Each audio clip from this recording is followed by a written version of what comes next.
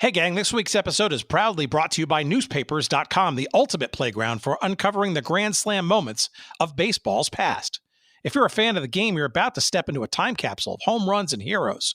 Newspapers.com lets you relive the glory days with nearly 1 billion pages of historical newspapers, capturing the crack of the bat, the roar of the crowd, and the unforgettable stories that define baseball history. Explore your favorite teams and players in papers nationwide dating back to baseball's beginnings in the 1840s. For our baseball-loving listeners, newspapers.com has really knocked it out of the park with a special offer. Use the code GSA20 for an exclusive 20% discount on your subscription. That's promo code GSA20 on newspapers.com. It's your front row seat to the stories that made baseball the timeless sport we love. And now, here's our show.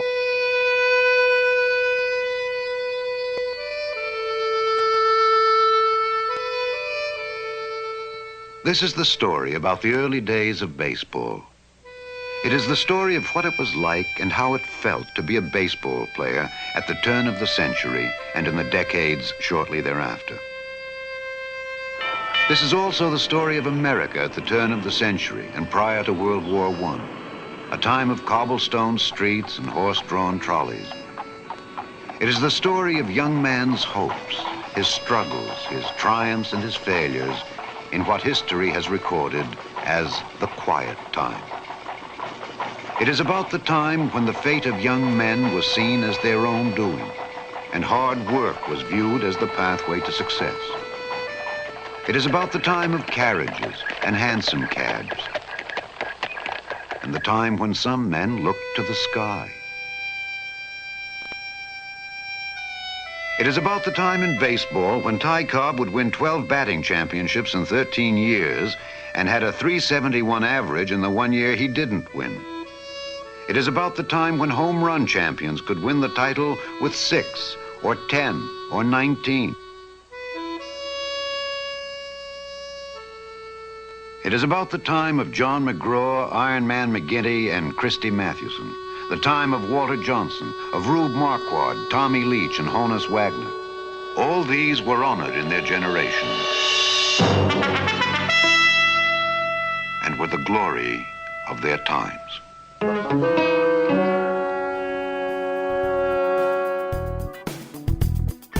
Welcome to Good Seats Still Available, a curious little podcast devoted to exploring what used to be in professional sports. Here's your host, Tim Hanlon.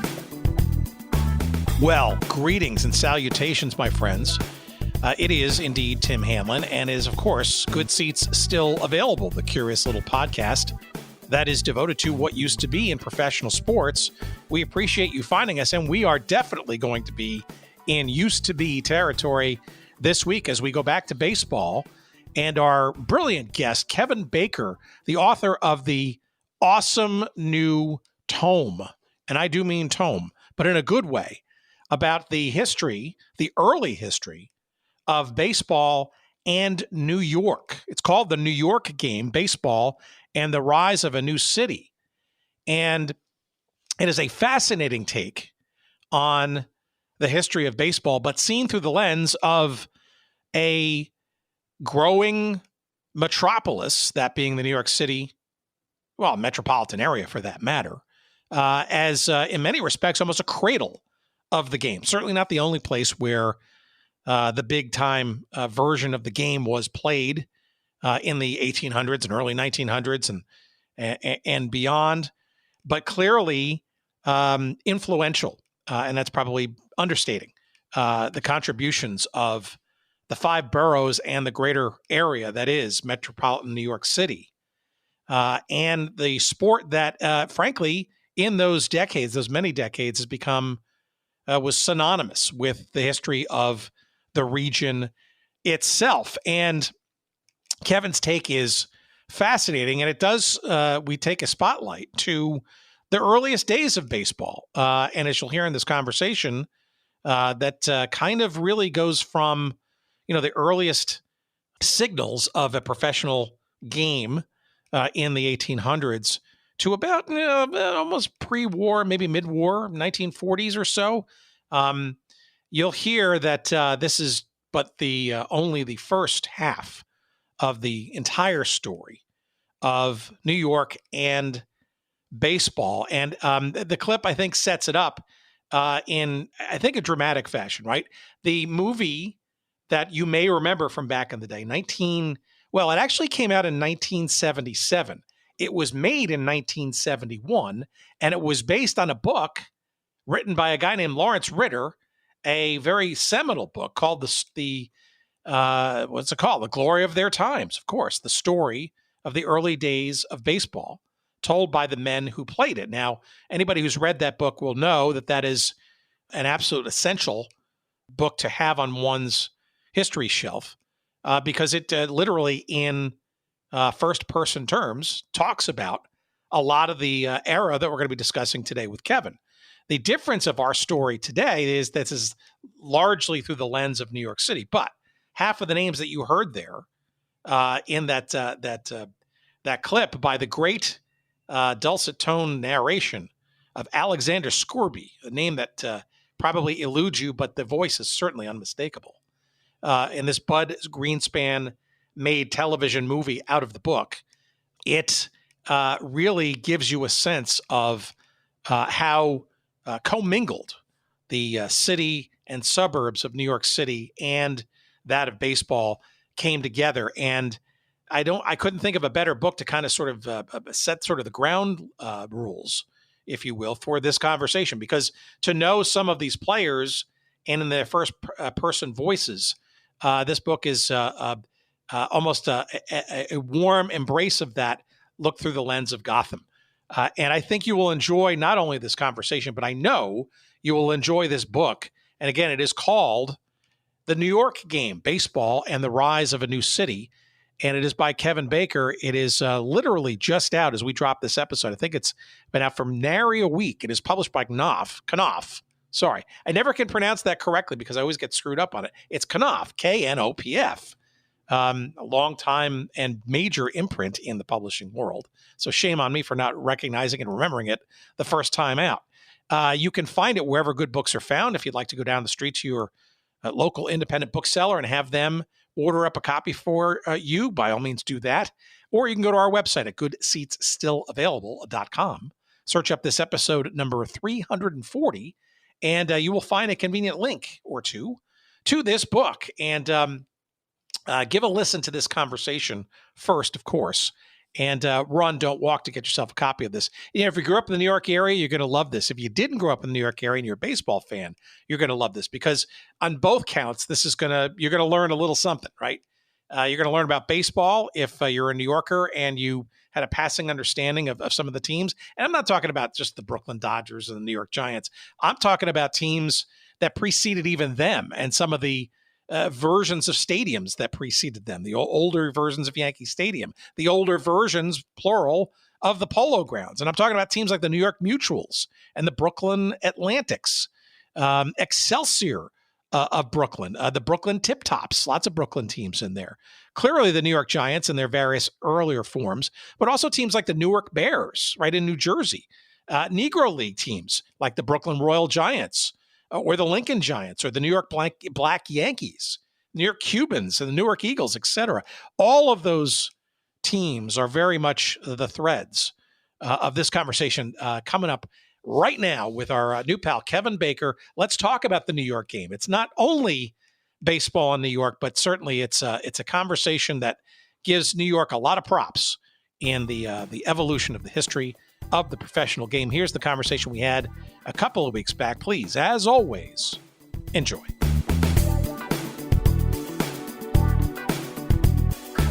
I have some assumptions as to sort of why this book is in its promotional status now, why you wrote it. But right.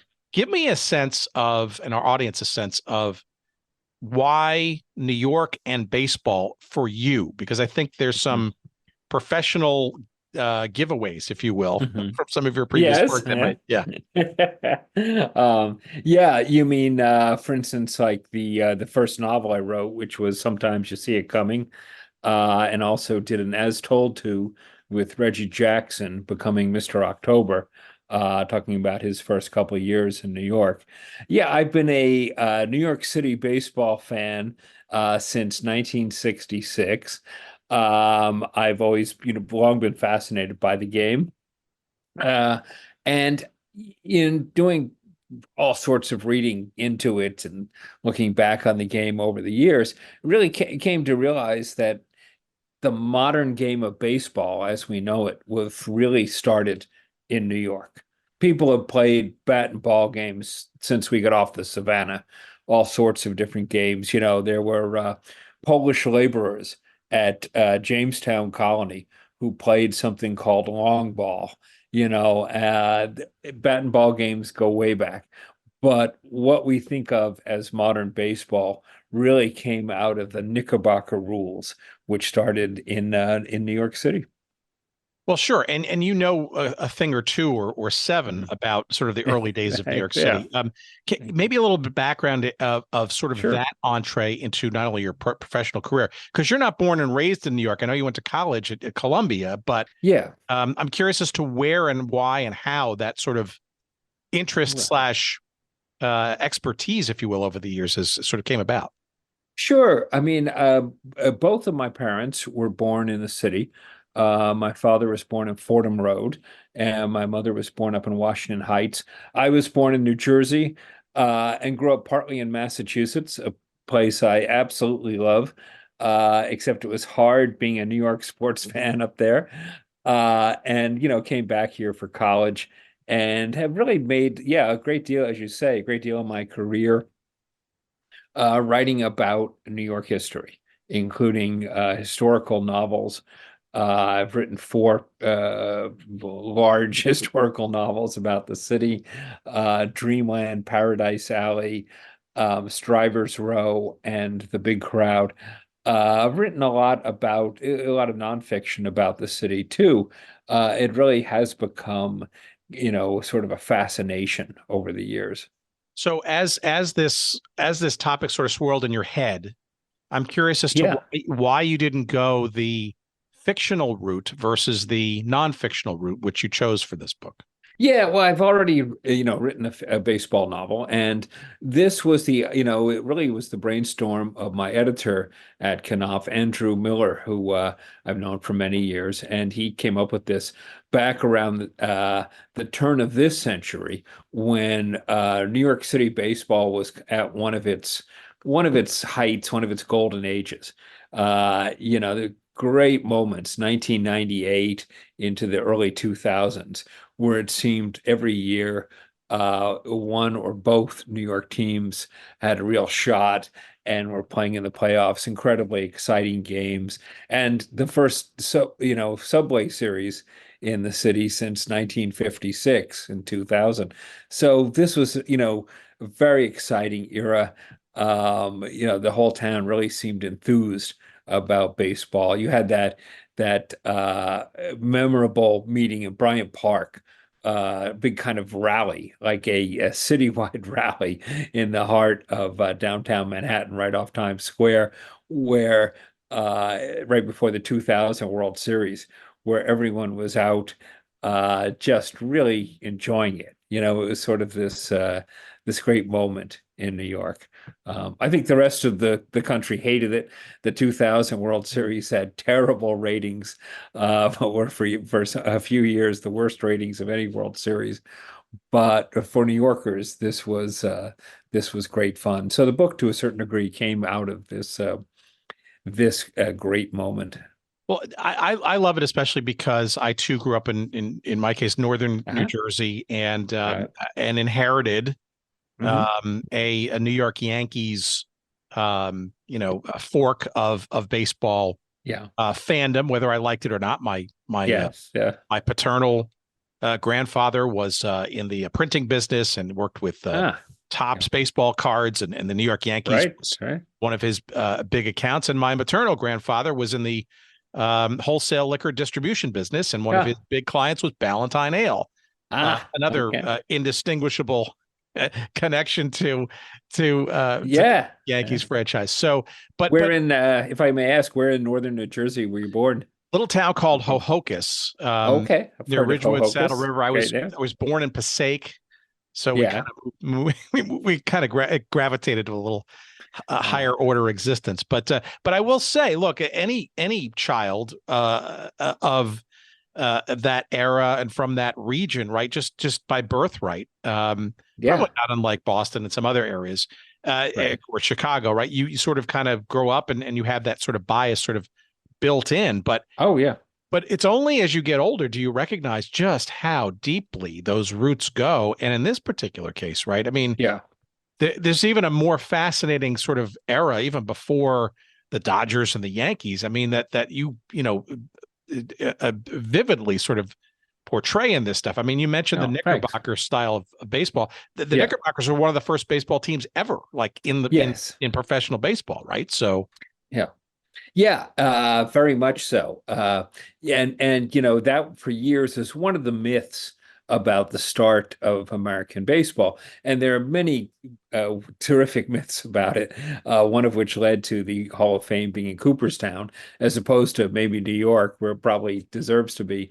But the Knickerbockers were an early team, and in the first kind of kids' history of baseball that I read, which I still have with the cover falling off it. It's a terrific book.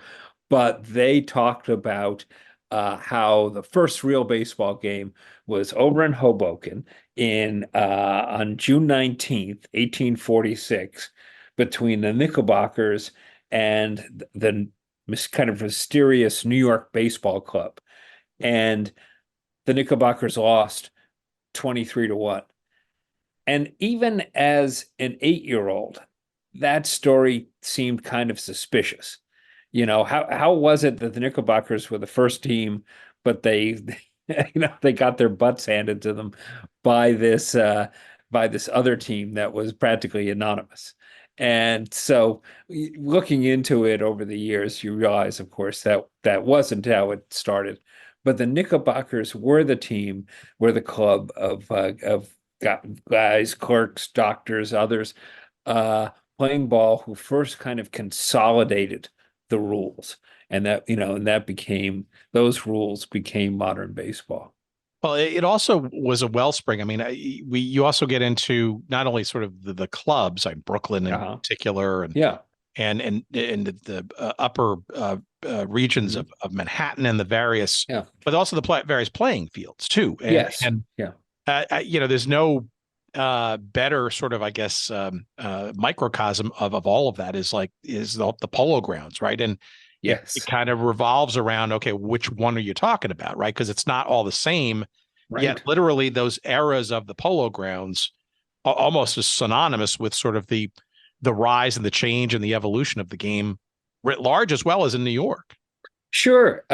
Yeah, finding a place to play was a constant problem for professional baseball in New York, and it was something that became very tied up with the city's famously corrupt political structure, particularly with Tammany Hall. The Polo Grounds are a great example. It used to be said for many years that the Polo Grounds that everybody knew in New York, the Polo Grounds up in Harlem by 157th Street, no one had ever played polo there. Excuse me, and that was true. It was because the original polo grounds were just off sort of the northeastern edge of Central Park, and they were where a very flamboyant, very drunken publisher of the New York Herald, James Gordon Bennett Jr., actually kept his polo ponies and played polo. Bennett kind of drank his way out of New York society. He went to an engagement party at his fiance's house and came in so drunk that he urinated in the fireplace. So, and that was kind of unforgivable. He spent most of the rest of his life in Europe. But he had he wanted to get rid of this property, the polo grounds. And so they sold them off to the original New York baseball giants, as they used to be called. Then, actually, first to the New York Metropolitan. as this is had these names go back and forth in New York. They were the New York Metropolitan, who became the Giants, and then they were replaced by the Mets. But originally the New York Metropolitan played in this field up in up around 110th Street in Manhattan. And that was, where they were for some years. Then they eventually moved up to land that had actually been underwater and was reclaimed from the East River, Harlem River, and made into the Polo Grounds ball field, which was one of the weirdest baseball parks ever in the major leagues, and wonderfully weird. It led to the shape of it alone led to two of the greatest moments in baseball history. Oh, certainly, and but also too is fascinating that that the final version was literally right across a bridge there. I guess it was a bridge. Maybe there's a river. I can't remember. No, it is a bridge. Yankee Stadium, the new the current, for the not the current, but the pretty darn close footprint version. Two of Yankee Stadium, maybe even one. Of the I guess the first real Yankee Stadium, in the Bronx, very much so. You could actually, in 1951, after Bobby Thompson's home run, one of the amazing moments that the ball in the old Polo Grounds, fans were lining up for World Series tickets, supposedly at the both ballparks, Yankee Stadium and the Polo Grounds, and shouting back and forth at each other, supposedly across the river. They were that close, which is a wonderful bit. I mean, these were really inner city ballparks. The subway still runs. The elevated part of the subway runs right past Yankee Stadium. It ran past the Polo Grounds too. That and Ebbets Field in Brooklyn. These were parks right in the middle of cities. Right where people lived, and there was a great aspect to that. Why do you think the New York region and the city in particular became the wellspring for the game and the professional version of the game in the late 1800s eventually? I mean, I know there were obviously teams like Cincinnati or whatever that in the sort of as the leagues started to actually form and professionalism and all its debauchery started to come into play. But why New York? I mean, I think there's some pretty basic reasons, but this it could have happened elsewhere in this country too, up or down the Eastern Seaboard. I mean, New York is just so unique in this regard. I'm just curious as to where is there any insight that you gleaned in all of this? Well, that's a good question. I think in part it was a city game, and that's one of the big points of this book, is that baseball really is a city game, because you need a city to get this many people together for a game. Whether this many kids or this many guys, in the middle of the day. American farm life is on a scale where it's very hard to assemble 18 guys or however many people you'd have playing a game. I think it's one of the reasons they called it town ball, because you'd play it when you were in town or maybe on Sunday. But in New York, you could play it any day. You had this, people were easy to assemble. Why New York in particular is a somewhat harder question. There was a Philadelphia game as well. There was a Massachusetts game, and these were all these were fairly popular with adherents around those cities too. The New York games, though, sort of reflected the city in general, the pace of the city. Believe it or not, baseball was originally considered a very fast game. Walt Whitman refers to it as America's game because of the zip and snap and pop of it. And this really was what it was like. As late as 1918, there was a 58-minute game played in the National League between the Giants and the Phillies. This fit in great for New Yorkers. You could get that game done at lunch, go back to work. It was very much something that appealed, to the city's pace. This is part of what I enjoyed about this book so far. In Thank your you. the one chapter you talk about, we call it scholastic contests, which kind of Yes. gets into Yeah. the fits and starts of getting from sort Yeah. of a game into a professional endeavor, and not necessarily Yeah. not immediately noble pursuit, so to speak. But you Yes. talk about, you almost juxtapose sort of some of these early New York approaches to that with that of where the city was in terms of its growth. I mean, the Right. bridges and the fact that you could essentially, get masses of people sort of to and fro, say on the trolley, relatively quickly, and into and out of a ballpark, and incandescent lights, which you bring up, right? It's the Yes. whole. Yeah. I mean, so many things that are just so fundamental to New York's growth, right? Arguably, Right. Right. perhaps as the modern city of early America, right? Those kinds of things perhaps drove the entertainment value, or maybe presaged it more so than any other region of the country when it came to Oh, baseball. very much so, and particularly with these bridges. And you had the Brooklyn Bridge, the first suspension bridge of anything, any size like that ever built. You had that go finished in 1883, connecting Brooklyn and Manhattan. But you have three more bridges across the East River built in the first 15 years of the 20th century. So yeah, you have all these bridges, that technology. You have the safety elevator, which makes apartment houses of great heights possible, so you can really stuff people into the city, and you can move them back and forth once you have subways and electric commuter trains. And, electricity just really transforms the city. It makes it a bright, inviting place at night, as opposed to kind of sinister and, oil lit. Kind of dark. It makes it a fun place. Although baseball didn't really take the advantage it should have of it. You really could have had night baseball in major leagues starting in the 1920s or even earlier, and they didn't really get around until 1938. But this was something that made it possible, as you say, to bring huge amounts of people to ballparks and back in a very quick time. Bring them to the suburbs, bring them to other parts of Manhattan or Brooklyn. This transformed all of mass entertainment, and baseball, as the major sport far and away in the country, was the main beneficiary of this. I think everybody knows, the Dodgers and the Yankees, Yeah, and the last vestiges of the New York Giants before they moved to San Francisco. yeah. For the uninitiated, what are there any sort of earlier versions either of those clubs or specific teams that came and went that were Yeah. maybe essential, that most people kind of don't sort of recognize were key parts of the growth of the game even before those three franchises became to dominate? Right.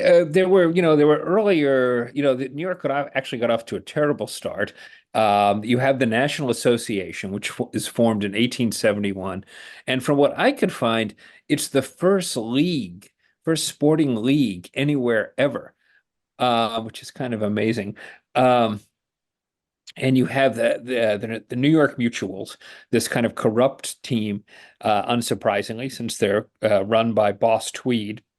And then you have a couple Brooklyn clubs, the Atlantics and the Eckfords, but they don't do very well. And from like 1877 to 83, there's no team from New York represented in the major leagues. Then come the team that, the Dodgers, originally the Brooklyn Grays, the New York Metropolitan, who become the New York Giants, and then the Yankees and all that. But the whole time as well, there is, of course, what's going on throughout baseball. There are these African American teams. And of course, that's the terrible part of baseball history, how long people of color were excluded from the majors. So you have one of the all-time great black teams early on. You have in about 1914 to 1917, playing in complete obscurity at these little ballparks up in Harlem called the Lincoln Stars. And they were actually funded by the McMahons, the the ancestors of the wrestling, professional wrestling McMahons. But that team, it has Pop Lloyd, Oscar Charleston, Spotswood Poles, Cyclone Joe Williams, Cannonball Dick Redding, the great catcher Louis Santop. This is really, I mean, it would have been really interesting to see these guys against the best white teams of the time, because this has some of the great stars of the early Negro leagues. And then you have Alex Pompez, what this wonderful character El Cubano, who brings in his Cuban stars, where he gets again a lot of great uh, players of color, particularly Cuban and Caribbean stars, and has and this team becomes actually the first black team to become first and only black team to become a minor league team in this case for the Giants. So, this sort of baseball is also going on, hugely unrecognized by white fans around the city. But, there's some amazing players here. Martin Dehigo, who was on the Cuban Stars. The only person who could really rival Babe Ruth, perhaps, for a title of the greatest player ever. And this is what the city is all about. And then there are a couple other obscure teams, with the Federal League, another major league that tried to get into the majors. You had the Brooklyn Tip Tops, named One of the after all-time great names. I think that was because Yeah. what, of a bread company or something? Yes, the owner Robert Ward produced Tip Top bread, and so he started the Tip Tops. And the sports writers hated this. They refused to call them. They called them the Brook Feds. And then you had but the Federal League knew it had to get the New York market, so they convinced this guy Harry Sinclair, who would soon become very famous for being a huge instigator in the Teapot Dome scandal. He was this corrupt oil man, and he moved the Indianapolis team into Newark, where they became the Newark Peppers. And they played out by in Newark, but actually in Harrison Park, right next to Newark, and were a team there. But the league failed, and they all went down.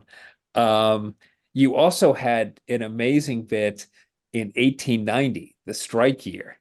And the strike was something else. This was when ball players, growing more and more nettled by the fact that the major league owners were trying to restrict their movement, starting the reserve clause, starting these which should have been completely illegal devices to keep you from moving to another team, even when your contract had expired.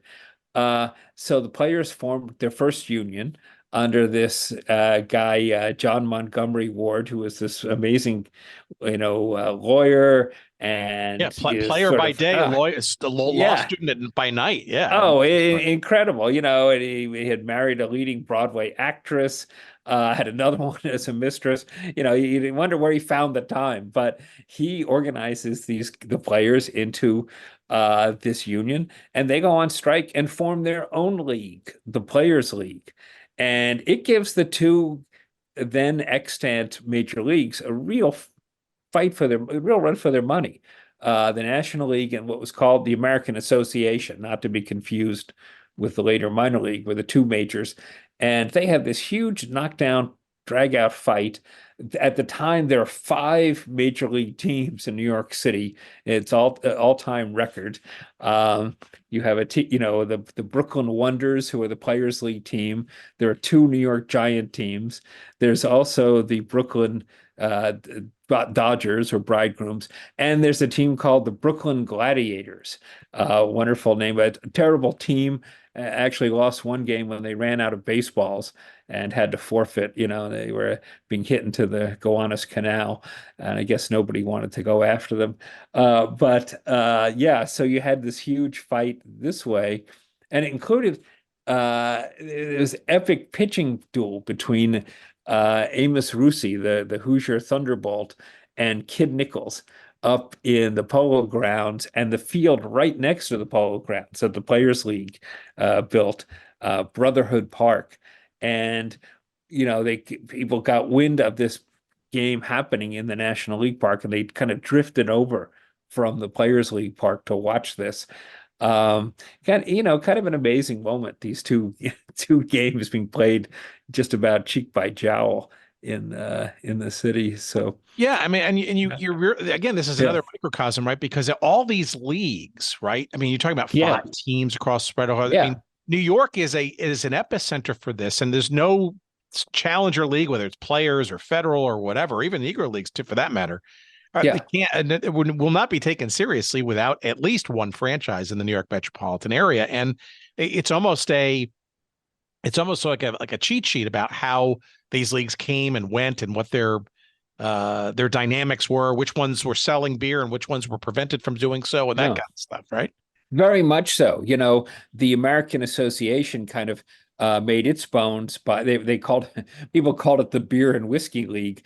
They allowed the sale of beer and liquor in the ballpark, and also they generally managed to get around the blue laws. We're in cities where you could get around the blue laws, and they played baseball on Sunday, which gave them a big advantage.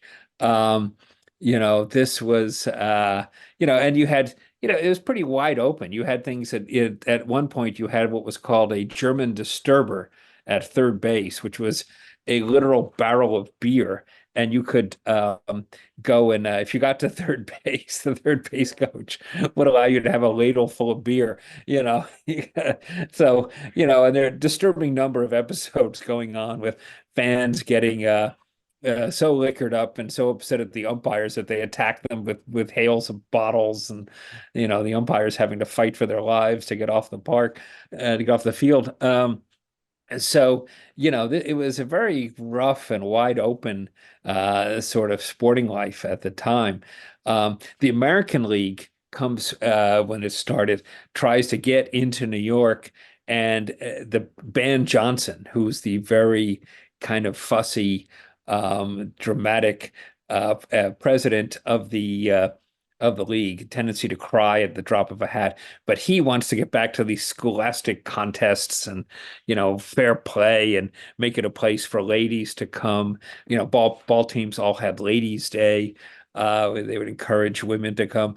So he wants to make it a respectable sport again, and he tries to bring in the New York Highlanders or Yankees, but he's kept from doing so by the political machine, by Tammany Hall, till he really kind of pays them off by letting some Tammany guys own the team. And this was par for the course. What could go wrong? Yeah. What could go wrong?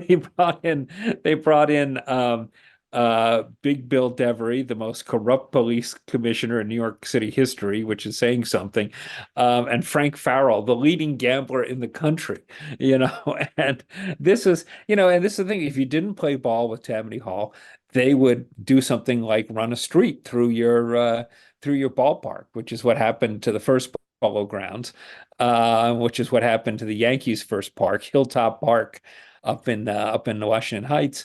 And this is what you had to go along with for a long time. The guy who really kind of broke part of the hold of that was another Tammany guy, Colonel Jacob Rupert, who used beer, your father's medium, to kind of break away from this and set the Yankees up as this independent entity that was that really didn't need Tammany any longer to survive.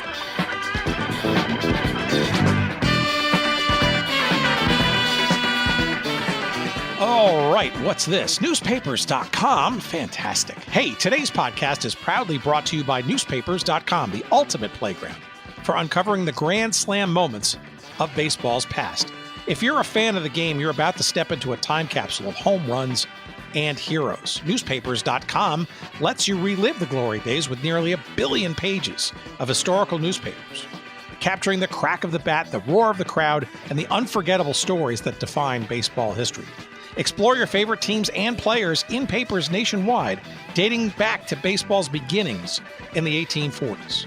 For our baseball-loving listeners, newspapers.com has really knocked it out of the park with this special offer. Use the code GSA20 for an exclusive 20% discount on your subscription. That's promo code GSA20 on newspapers.com. It's your front row seat to the stories that made baseball the timeless sport we love. Thank you, newspapers.com, for your sponsorship of this week's episode. And now, back to our conversation.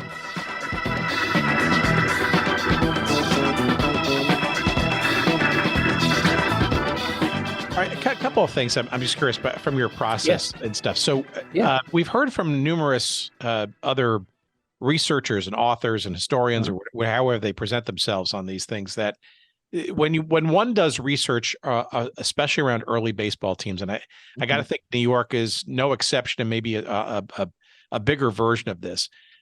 Confusion in terms of what the actual names of some of these teams were, right? Because the appropriation and what sports writers may or may not have been called, and whether they were official names or not.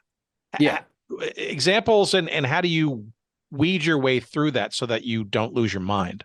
Oh yeah. It's, nicknames were very much less official in those days. So you would go back and forth. It depended what, people called them. The Dodgers at one point were run for many years are managed by this beloved manager, and it became the general manager, Wilbert Robinson.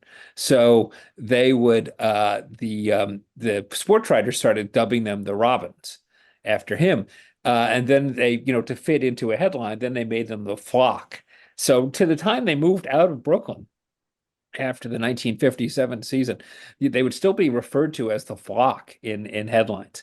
They were also called the Bridegrooms because a bunch of the players got married during the off season. The name Dodgers came from Trolley Dodgers, which was kind of a general insult Manhattanites used for Brooklyn people. You trolley Dodgers, like some kind of put down. Odd, because there were plenty of trolleys in New York, in Manhattan too. So who knows? But that was a kind of a put down for these outer borough rubes. Yankees were the Highlanders, in part because one of their owners, one of their Tammany guys, was named Gordon, so that was Scottish. Also, they were on the Washington Heights. They started calling the Yankees apparently because they played north of the Giants at the time. So they were to the north, they were the Yankees. Makes little sense. But, whatever was basically fitting his names into a headline was a huge motivation. So, this was how they did it. And, it was very colorful. It led to, a lot of it came up very organically. There weren't any, publicity company, PR companies brought in to decide the team should be named the Guardians after a traffic statue or anything like that, as they did in Cleveland. And it was, it led to some pretty good results. What I also love about this book is that you take a really good swing, no pun, on some of the, shall we say, larger than life personalities, right? I think that's you can't tell the story about the history of the city and or the game, and certainly simultaneously without some of the sort of higher wattage. Obviously, Babe Ruth makes a dramatic appearance. Almost, I would almost call him a tentpole in your narrative here. But maybe why you thought Babe Ruth is sort of so elemental to this evolution. Some of that's obvious, maybe some of it's not, because he didn't always play here in New York. But then also maybe some of the other names that, maybe, and no, you can't use Foxy Ned Hanlon. No relation. I love the team nicknames of the time too, but like in the 19th century, there were not one but two players on the Brooklyn, I think it was the Excelsiors, who were called, or the Brooklyn Atlantics, who were named Death to Flying Things. They were very good. Bob Death Defying Things Ferguson, because he was an infielder very good at grabbing, line drives. The Lively Turtle was another nickname of the time. Really, really excellent. Um, yeah, Ruth was just a transformational character. Uh, I'm sure the most famous athletes worldwide are probably either Muhammad Ali or Michael Jordan, but if not, or Pele, somebody, one of the soccer greats. But Ruth was somebody who really made professional sports, professional team sports, big time, like they had never been made before. And in part, he had the perfect setting for it. New York, then the world's largest city and its richest, uh, and the world's richest country in America.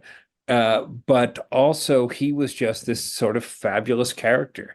You know, ate these gargantuan meals, drove around crashing his cars, pursued any woman he could. Really just a larger than life character. And also, um, really still unprecedented. I mean, people make the case for Shohei Ohtani, who is certainly a great, great athlete.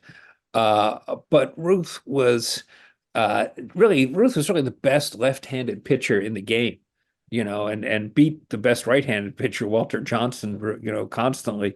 Then he transfers from that and becomes a power hitter in a way that actually transforms the game. And it's hard to think of anyone who ever has matched that. Be if you were, I don't know, the best point guard in basketball, and you became a center, and you were such a good shooter, they had to change the height of the basket. It was really unmatched what he did, and he's unmatched as a character. We see mostly pictures of him when he's older and fatter, and the Yankees wouldn't let him work out in the off season. It was in his contract because they were afraid his legs would go, and instead they kind of, they got a little petrified. But he was an amazing athlete. Christy Mathewson, who is a terrific, tragic story. He's the first real kind of national superstar in sports, besides, somebody who wasn't a boxer.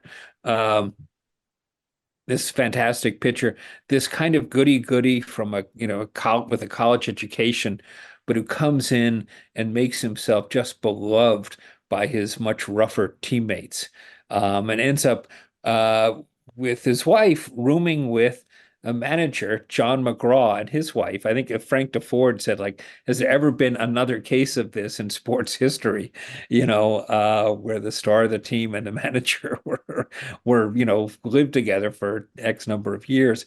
And terrific pitcher, tragedies on the field with heartbreaking losses, but mostly then leaving the team he was managing because of the corruption on it, and going off and going to World War I, where he is gassed and gets tuberculosis and dies at a very young age. So that's an amazing story. You have Hal Chase, this completely corrupt ball player, the great star, but completely corrupt. That really narrows it down. But go ahead. Yeah. He is terribly corrupt. He's known for throwing games, although people can never quite nail him for some reason. But he really colludes with Arnold Rothstein in throwing the 1919 World Series, which the planning of which also takes place in New York, in Manhattan. So these are terrific stories. John McGraw was one of the very few great ball players to also become a great manager, and managed in two different eras, and came from a tragic upbringing himself. Much of his family died of diphtheria, and his father was unable to deal with him, and he had to go live with this widow across the street. Just grew up, selling newspapers on trains, and played baseball in between when the trains turned around. But makes it to New York, becomes this another kind of larger than life figure. Um, there's just you can't make these stories up. There's so much so many great stories in New York baseball. No, and that's why I asked that question earlier about it. Just had to be a temptation on some level Yeah. to maybe be entranced a little bit by a fictionalized Oh yeah. approach to some of these characters, or maybe that's even a next project because of these. Yeah. And we've seen movies, not all of them very well made, right? So like Yeah. some of the Lou Gehrig story and the Right. Babe Right. Ruth things, and there's so many there's some rich stories there that truly you could not make them up, and they're kind of frankly impossible to believe given today's modern quote unquote sensibilities. But then again, there's a lot of roguishness and a lot of Oh yeah. early right that is there were Sure. no rules, there were no boundaries, and it was Sure.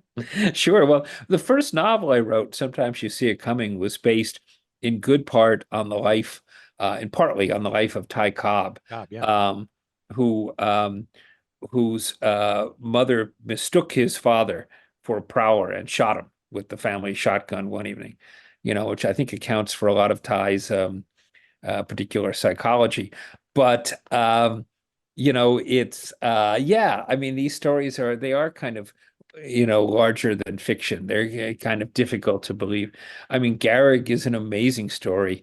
Um, Somebody who grew up, he would swim the Hudson back and forth, as a kid to kind of build himself up.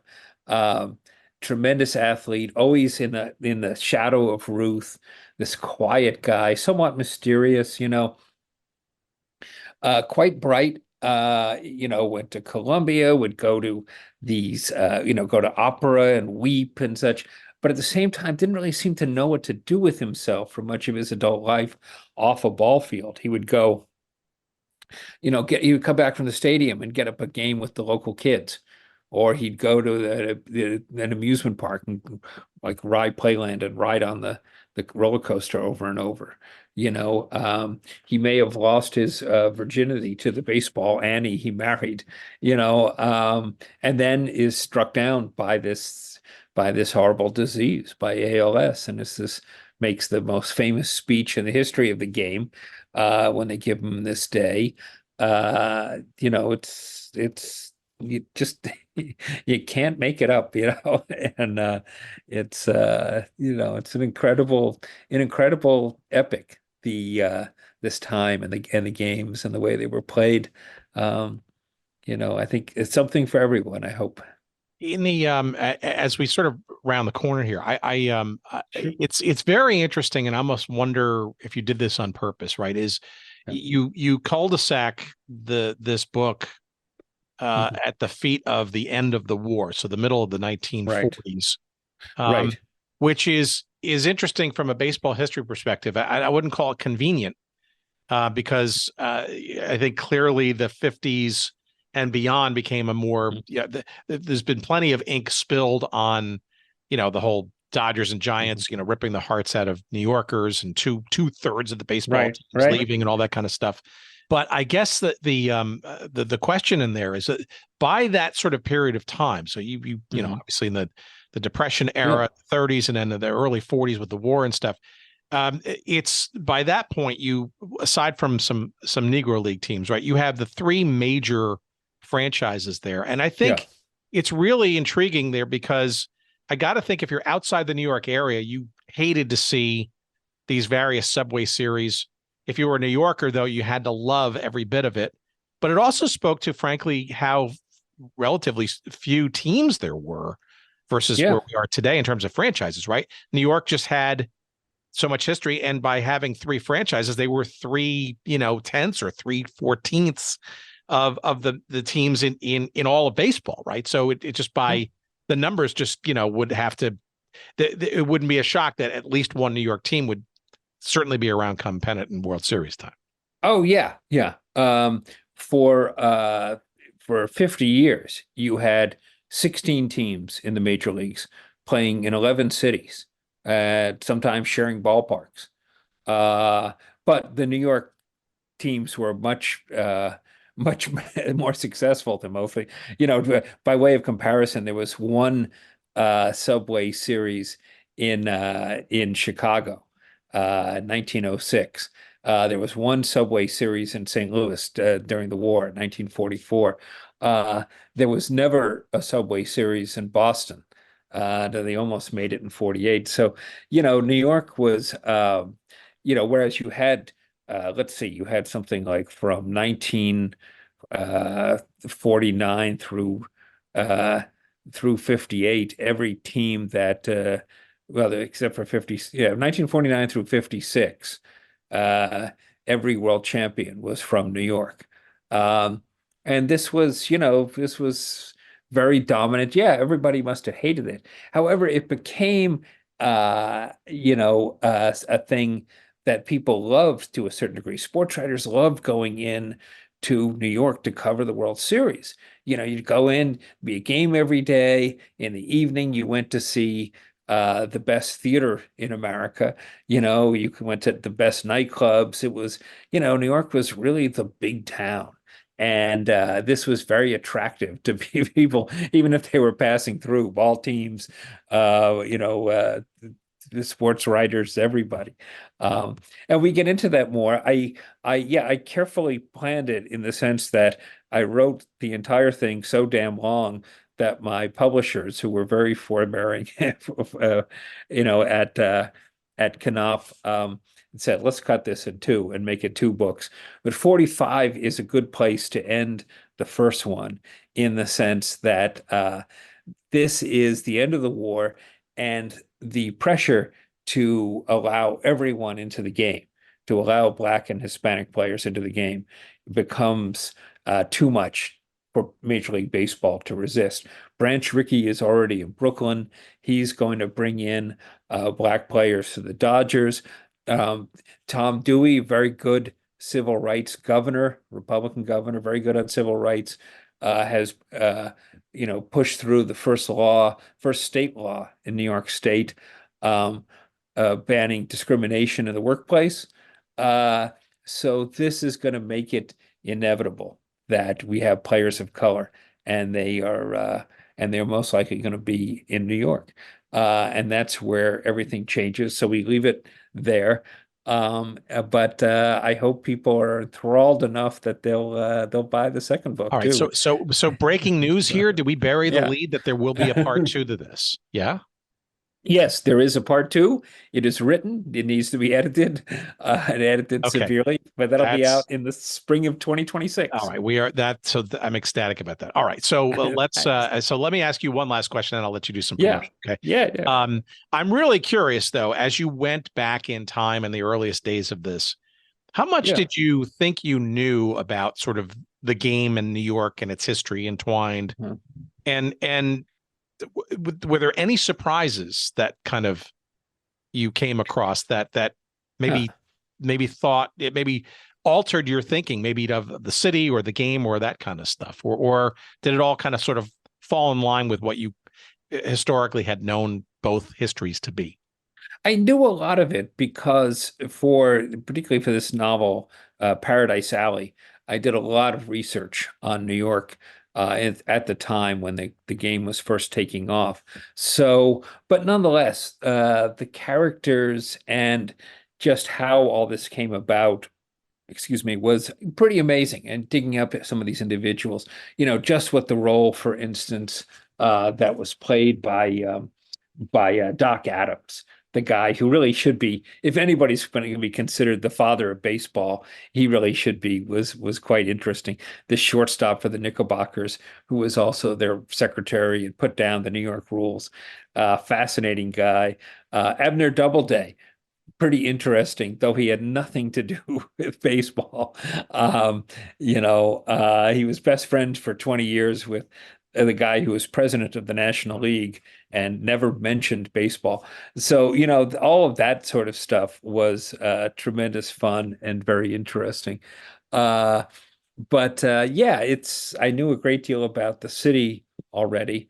It is interesting to see how the game fits into the city and how much the game was shaped by the city, and to a certain degree, vice versa. How New York is still probably, I would say, the most uh, baseball enthralled city in the country. This might just be because most of our other teams are so bad, but I think still New Yorkers are bigger baseball fans than almost any place else, maybe with the exception of Boston or St. Louis. But this is still the New York game. Well, and I think it's just the heritage and the history and the generational Yeah. passing along, if you will. I mean, I took my father to who's now 86. He had never been to Yeah. the quote unquote new Yankee Stadium. Okay. Grew up obviously being a huge fan and all that kind of stuff. Yeah. And we went to the Memorial Park out there and we did have some of those sort of Yankee memories, right? Yeah. Yeah. That are just generational and are passed along. I mean, not so much Mets, obviously, but even the Mets are an amalgam or a mongrel, if you will, and even their logo and their color scheme, at least revert Oh, back to yeah. the old Giants and the old Dodgers. So there's probably and I'm sure people in St. Louis and people in Chicago and Boston will probably yell at their devices at this point. But I think it's hard to argue just how deep and long and unbreakable sort of and maybe uniquely so it has the roots of the game and this city go hand in hand with each other. Oh, very much so. And we forget the Mets now are going to be, this is, I think, their 63rd season coming up here. So that's a lot of time to develop an allegiance, to a lot of time to be frustrated and heartbroken. Same thing for the Yankees. And yeah, I feel, my father was an old Giants fan of the Giants team. And the Giants were really the Irish team, which my father was about half of, for many years. And that was, he really lost a lot of his feeling for the game once they moved away. Um, we moved to Massachusetts and he started rooting for the Red Sox, which frustrated me. But some of the best times we had together, probably the best times, were going to the ballpark together, going to Fenway Park, which I have to admit is a beautiful, wonderful old park. And, we'd go there, go see the Yankees play the Sox. And that was, that was a good time for us. When what was not always a happy relationship, that was when I think we were most at peace with each other. And I think, countless fathers and sons and mothers and daughters as well, everybody can say the same. And that's the great thing about the game.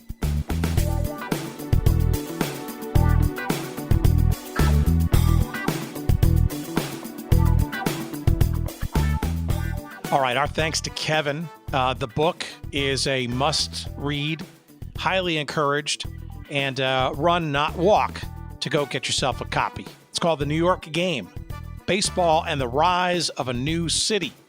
And it is by our guest this week, Kevin Baker. It is published by Knopf. There, I said it correctly this time. And you can get it wherever good books are found, whether that's your independent bookseller down the street or on our website. Go to goodseatsstillavailable.com. Just search up this episode number 340, and you will find a convenient link or two to the audiobook version, the Kindle version, or the hardcover. It is out now. And you can also look at Kevin's other works, a prodigious body of work, at kevinbaker.info. And there you will notice that Kevin has a great assortment of books, many well-reviewed over the years, in both baseball, for example. Sometimes You See It Coming, the sort of Ty Cobb, loosely based novelization, if you will, that came out a bunch of years ago, as well as New York City topics embodied in, for example, the City of Fire historical fiction trilogy, that being Dreamland, Paradise Alley, and Strivers Row. All of those excellent books if you're into old-timey New York and a little bit of a dream sequence of what perhaps some of the stories that might have been going on around that time in the earliest days of the city growing up into what it has now become. Again, it's kevinbaker.info, and you can also follow Kevin on Twitter/X at Baker Author, at Baker Author. I'll let you figure out how to spell that. You should be intelligent enough to know that. And we appreciate his blended affection for both New York and baseball. And as you heard him say, news breaking, that there will be a version 2 of this story to come in the years ahead, the sort of 1940s-ish and beyond to modern day encapsulation of the New York plus baseball story. We look forward to that, of course, and if we're still around doing this, we already have an early inside ringside seat for our second conversation with Kevin. All right, if you're curious about our other episodes, by all means, go to our website at goodseatsstillavailable.com. We post all of our episodes there, of course, all 340 now. You can stream them, you can download them, you can share them with friends. Hey, you can even go on the website and donate. Buy us a cup of coffee if you'd like. The little button there, the little Ko-Fi button. Give us a couple of shekels directly, just as a little tip jar, if you will. If you enjoy, that's a new feature. But of course, you will enjoy hopefully all the other episodes. The best way, of course, though, is to ensure that you get every episode by subscribing or following us wherever you get podcasts, available wherever you can find them. And if you can't find them wherever you download or you stream them, let us know, please, so that we can make sure that we can update our RSS feeds accordingly. Let's see, you can send us email at hello@goodseatsstillavailable.com. And you can follow us on socials as well. We're on the Twitter/X thing at GoodSeatsStill. You'll find us on Threads at GoodSeatsStillAvailable. You'll find us on Instagram at GoodSeatsStillAvailable. And you will also find a page dedicated to us on Facebook as well. All right, our thanks, of course, to the wonderful knob twiddling skills of Jerry Payne Audio Excellence. And thank you, listeners, extraordinarily out there, wherever you are, many different countries around the world, if you can believe it. We love your support. We appreciate your support. And even if you don't tip us on the website, we appreciate you listening for sure. We'll see you next week. And until then, please take care of yourselves. Bye-bye.